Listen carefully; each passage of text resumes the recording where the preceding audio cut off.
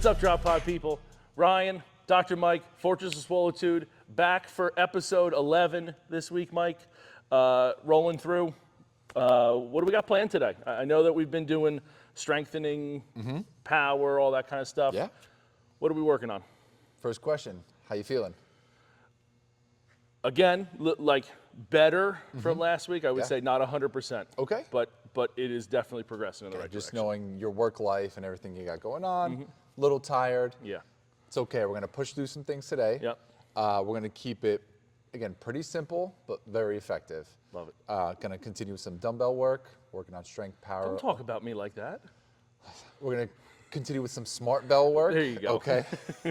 And just keep rocking from there. Okay. All right, we'll look at your ankle on the table, kind of run through our usual stuff, and we'll get rocking. Love it.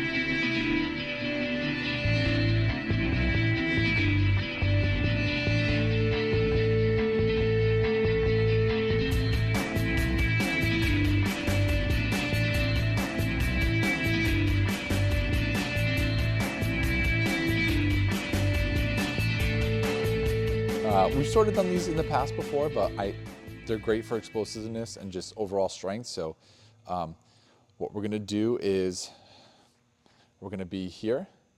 We're gonna go double, explode, catch, and push up. So like a clean and press, essentially. We're here, right? We'll load. It's up to catch. Again, as you catch, you don't want to be caught super extended, right? You want to load through your glutes, push up.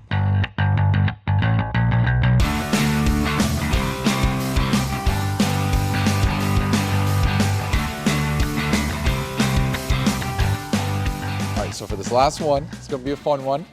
We're going to start with a elastic band above your ankles. We're going to take a PVC pipe, and what we're going to do is we're going to work on a little bit of speed training now. So this could almost even turn into like a baseball swing. Obviously, this is longer, so I'm not going to have you slam into the ground. But you're going to do a little bit less than your normal stance width. We're going to be here. We're going to rock back. You're going to push that band forward. And as you come forward, you're going to swing. Okay? We'll reset. Really swing. We're going to start working that speed, okay? This, again, the band's going to help with the driving of the shift forward, and then work on, again, pushing through to get that around, okay?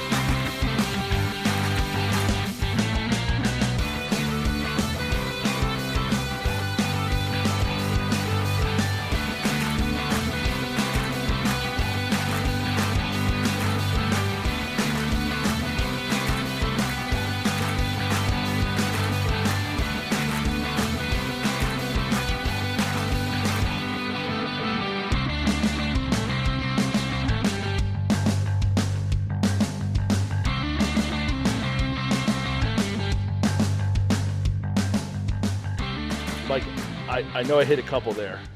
I know it's your club, and I don't know if the results can be seen on camera, but they were kind of all over.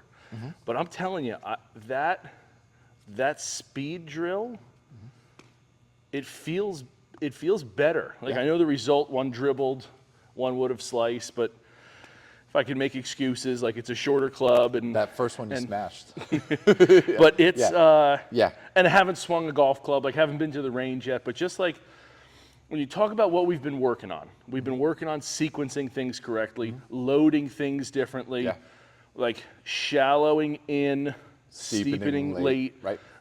As something like that's a range thing, right? That's not necessarily something in here, but the loading and like watching the video of Tiger, which we just watched, but like the loading into the hip The lead and then side. clearing it and pushing up to gain the power, like all that stuff is stuff we're working on here.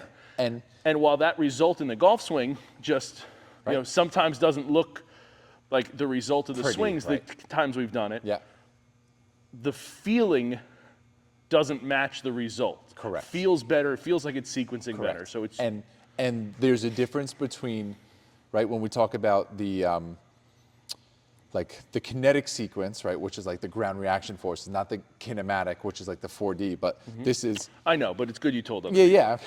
So we're looking at, you know, how you sequence them, but also at what time do you sequence them. And that's also something we're working on, making sure they come earlier rather than later. Because again, best players in the world, by the time the club head reaches the ball, all of the forces have been produced already to maximize the power to the club head. They're just working their way up the body, down the shaft to the club head, so the club head is meeting it. Whereas most amateurs tend to peak their forces after the ball is hit already. Right? So, like you said, it's feeling better. Your sequencing is so much better. Part of it is timing. Part of it is practicing it, right, with different clubs. At different, like, percentages, so to speak, like 70%, 80%, 90%, how do you do that? But you could totally see your body is getting there. It's doing what it's more supposed to be doing, if you will. So it's, like I said, we're going to get you back on the force plates again soon. We're always retesting this stuff to make sure what we're doing is effective, it's working. So I'm proud of you. Appreciate it. Dude, I love it. As I've been saying, this is just a piece of marble or mush, depending on what M word you want to use, and you're just chiseling away and finding an athlete in there, finding a golfer in there, and yeah. So let's again. It feels like it's working. You know, time will tell, but I appreciate it. Absolutely. Dude, we'll hit it next week. Keep up the good work. Thank you. See you guys next week.